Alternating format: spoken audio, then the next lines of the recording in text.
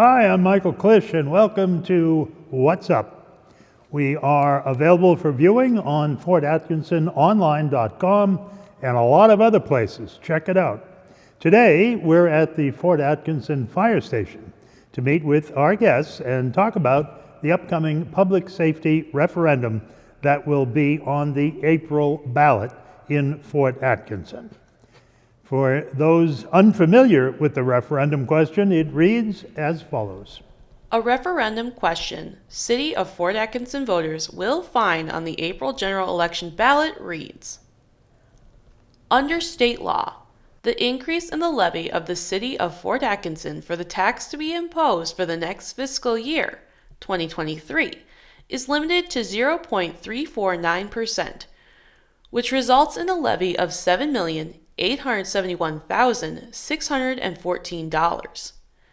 Shall the City of Fort Atkinson be allowed to exceed this limit and increase the levy for the next fiscal year, 2023, for the purpose of hiring 6 full-time firefighter advanced emergency medical technicians, 6 full-time firefighter paramedics, and 2 police officers by a total of 9.774%, which results in a levy of $8,640,949, and on an ongoing basis include the increase of $769,335 for each fiscal year going forward? Today, my guests are the Fort Atkinson Fire Chief, Daryl Rausch, and Fort Atkinson Police Chief, Adrian Bump. Good afternoon, gentlemen, and welcome to the show. We're going to start by asking what types of changes your departments would like to see, and we'll start with Police Chief Adrian Bump. Well, we'd like to see an increase in our staffing levels. Adding 2 new officers to our agency will allow us to be more proactive in our community. It'll allow us to adapt to the strain of increased calls for service that we're seeing. And it will also allow us to continue to maintain the highest level of police service to our community, and it's something that our citizens expect from us. I mentioned this right away, this is not a unique problem for Fort Atkinson. It's on the news every night. Cities all over the country, they're losing people, and they have more calls than they've ever had. Not just the pandemic, baby boomers are into their 70s, some of them. This is something the country is dealing with.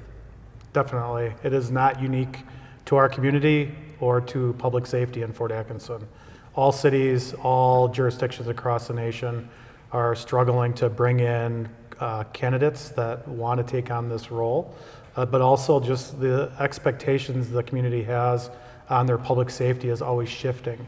And when we're sitting and working in a model that comes from over 20 years ago and trying to adapt that model to today's constraints, it's difficult. And Fire Chief Daryl Rausch, what would you like to see? Well, what we're looking at is increasing staffing from the current 4 full-time firefighters with essentially 1 on duty each day to being able to staff an engine company and an ambulance on a daily basis. So we're looking at adding 6 paramedics and 6 EMT advanced who are also cross-trained as firefighters. So those people will staff 2 911 ambulances and also an engine company for initial response. And these changes are going to be better for the community. Why? Well, to begin with, it will improve our response times. Currently, it takes us about 7 minutes to get a truck out of the station by the time the volunteers get here from their jobs or their homes. And then we still need to respond to the scene. With career people in the building, that first engine or ambulance will roll out of the station within about 90 seconds. That will improve the outcomes. As many times in a fire situation, the 7 minutes difference means the difference between a very small, what we call room and contents fire, and a structure fire where the structure ends up with a significant amount of damage. And Chief Adrian Bump, what's it going to cost? With the whole proposal that the referendum is bringing forward, it looks like it's approximately $82 per 100,000 value of your home. So a good way to measure that is if your about a $200,000 home, it'd be about $165 additional on your property tax. And pretty simple. If voters approve the referendum, they get better service. If they don't, what happens? If you call 911, you get voicemail. We're always going to be there to take the challenges and the calls for service that come into us. One of the things that we're really worried about is our ability to continue to be proactive. Policing needs to be proactive and reactive. When I say reactive, that means those are the calls where people call us and they need our help. We'll always be there to provide that level of service.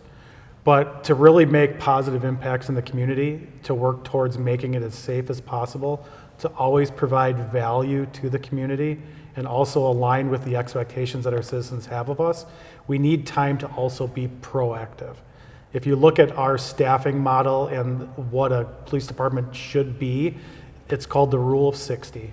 That means 60% of officer time should be dedicated towards reactive calls and being there to take those calls. But then that means 40% of the time should be set aside for officers to be proactive, to do paperwork, and also just be available for when an emergency comes in. If you look at our agency, we're at a 78% reactive and 22% proactive time frame. You're asking for help in maintaining your services. Chief Rausch, I live not too far away, so I know how busy you guys are, how often those trucks take off. On the fire side, we're working with a model that has not, a staffing model that hasn't changed since 1974. In 1974, the community actually cut one full-time position from the department. So at that time, the department was responding to about 168 calls a year. Last year, we exceeded 500 calls for the first time. Along with that, many of our firefighters now are two-income families. So their availability to respond to calls is somewhat less. When I came here 6 years ago, the first 6 months that I was here, I spent virtually every afternoon out in the community talking to the business owners and talking to the people who employ our volunteers. And by and large, I heard from many of them that they still support the fire department and they would love to support the fire department by allowing those volunteers to leave work, but they just don't have the depth of staffing in their business to be able to do that any longer. So consequently, we've gone from an adequate response to most incidents to some days when we have a very small crew and some days when I wonder if we're going to get enough crew at all to deal with the situation that we have. Along with that, we're assisting our private EMS contractor more and more because they also have staffing issues. So our call volume just keeps increasing and the type of things that we do keeps expanding. When I started in the fire service 42 years ago, unless there was smoke coming out of a building, we really didn't leave the station house. Today we do a myriad of different things that really have nothing to do with fire because we've grown into such a all hazards response agency. So as our role keeps expanding, the ability of the volunteers to participate at the level that they used to keeps retracting, and through no fault of their own. And staffing is getting to a point where my worry is that in the not too distant future, a significant piece of property will be lost or lives will be lost because we aren't equipped to do the job that the community expects us to do. As I mentioned, this is a national problem. It's been studied, it's been researched. You weren't shooting in the dark coming up with the solution. No, this has been something that's been recognized for quite a period of time.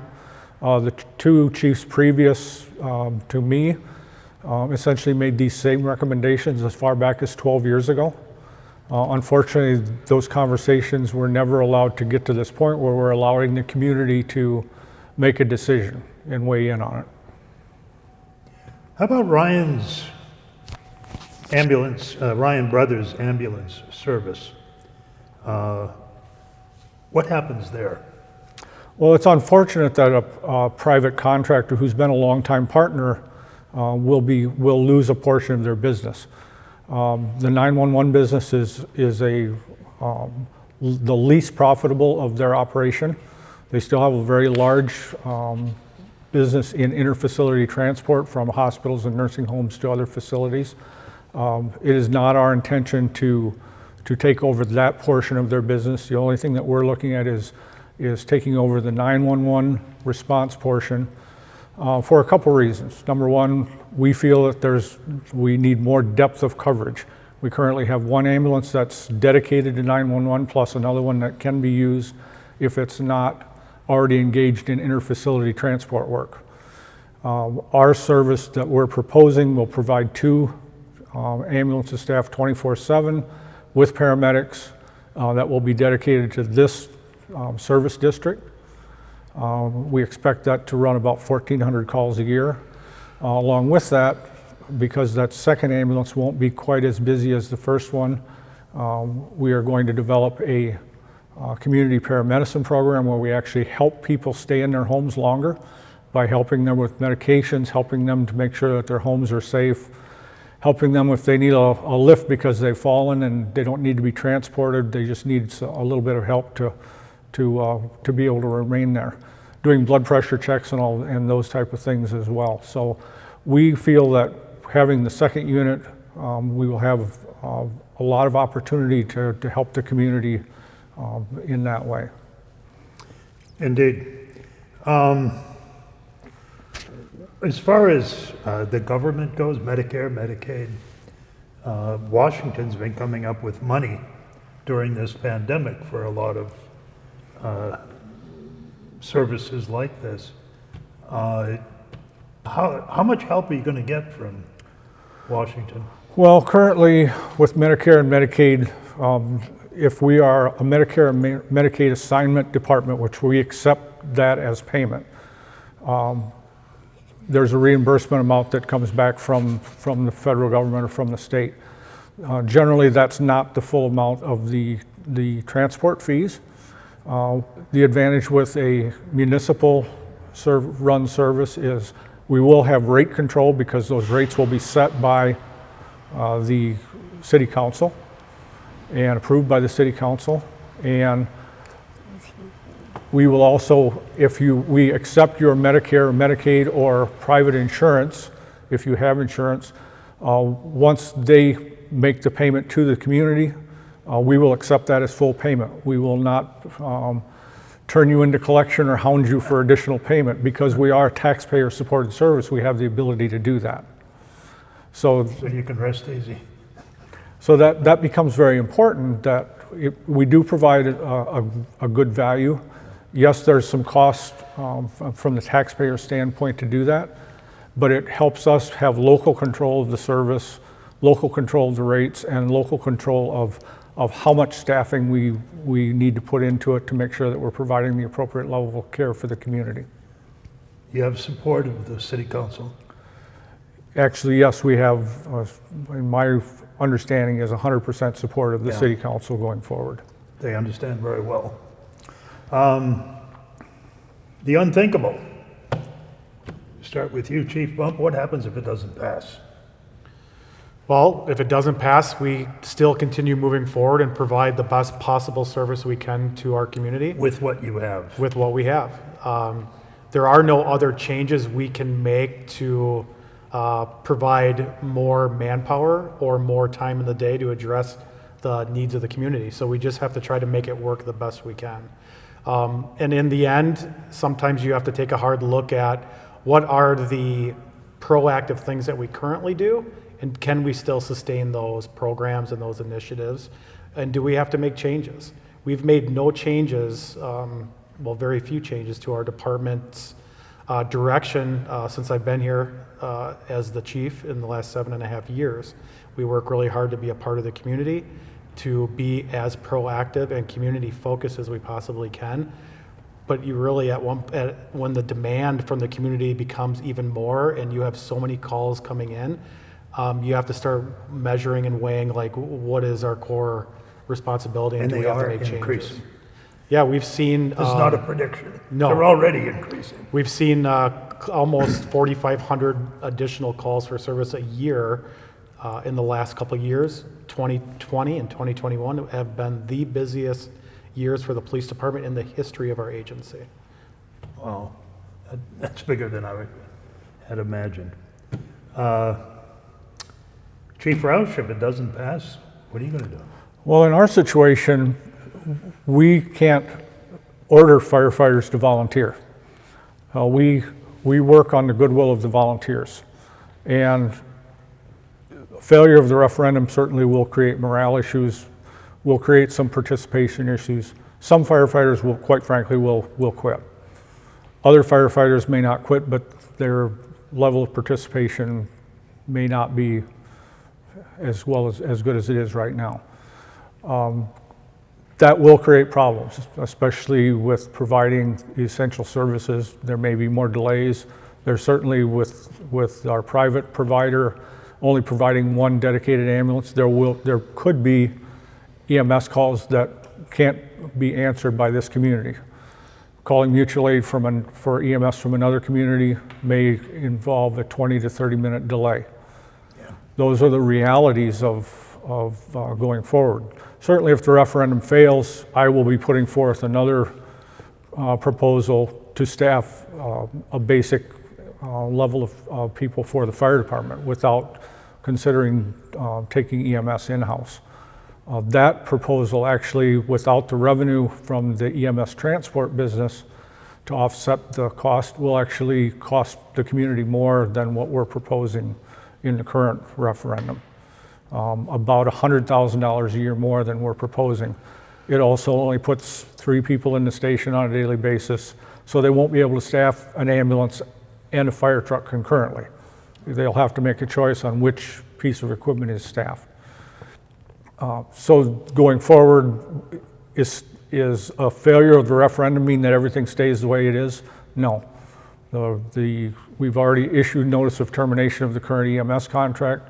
If we want to go back to another private EMS provider, a contractor, we would have to do a request for proposals and receive bids on that.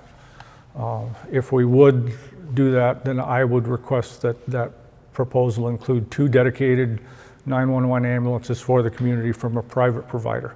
There again, that's going to be much more expensive than the proposal that we have on the table today.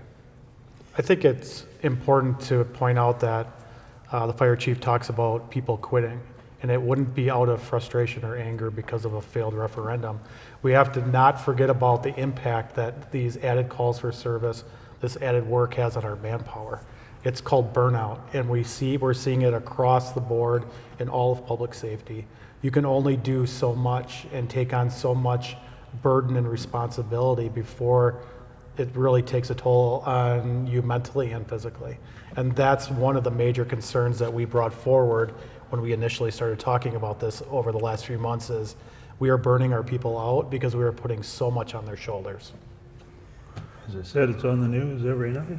If you look just in this county, virtually every fire department and EMS service in this county is looking at either referendum or some other operation model.